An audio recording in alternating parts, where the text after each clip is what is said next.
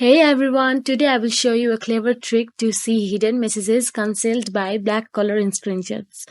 Let's get started. To reveal the hidden text, we will need a simple photo editing app. You can use any editing app that allows you to adjust brightness and contrast. Here I am using iPhone editing. Open the screenshot containing the blacked out text in your chosen photo editing app. Once the screenshot is loaded, look for options like Edit in the top right corner and tap on it. Then look for options related to brightness, contrast, and exposure adjustment. Increase the brightness and contrast settings gradually until the blacked out text starts to become visible. Be careful not to overdo it as this could make the text unreadable. You can just simply follow the any steps I am doing or you can adjust the settings until you can see the hidden text clearly.